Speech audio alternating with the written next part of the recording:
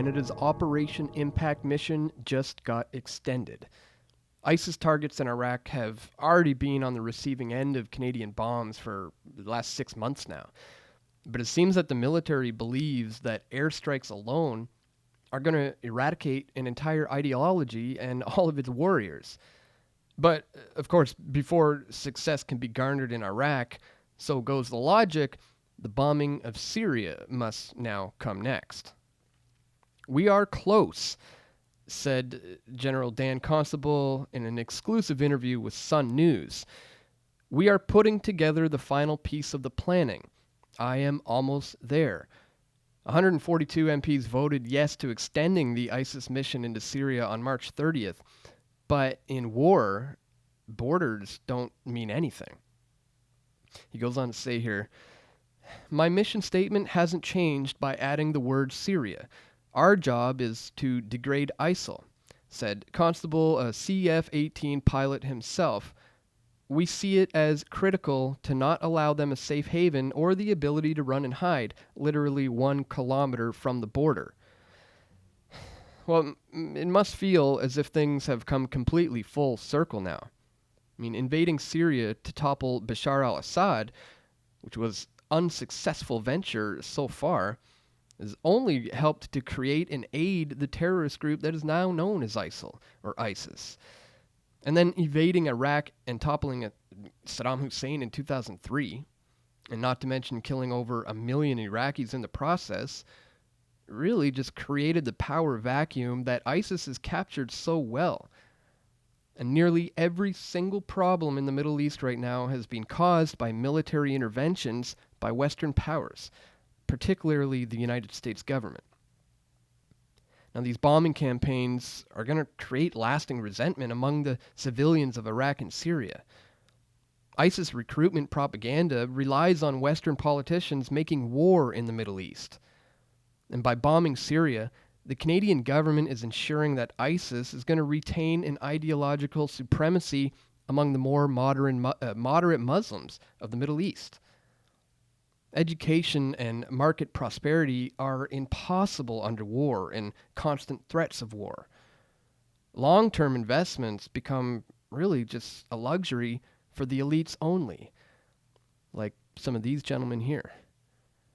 No one can effectively educate young and poor populations when the murderous means of Western intervention are clear for all to see. War just invokes the primal emotions of hatred and fear. It creates the conditions for retaliation, for blowback. The domestic population becomes conditioned to one lifestyle only: violence. Now, war, as defined in Canada, is a part of public policy. It is the problem being offered as the solution, but it's really about the money and the power.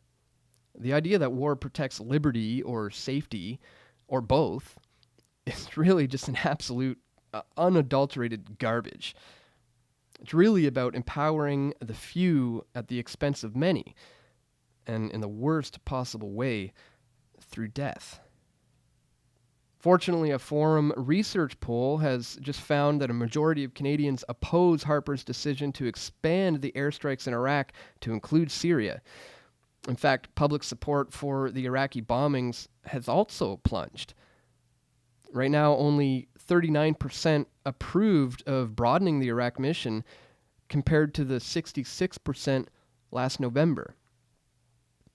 And now 55% of voting-age Canadians oppose the Syrian airstrikes.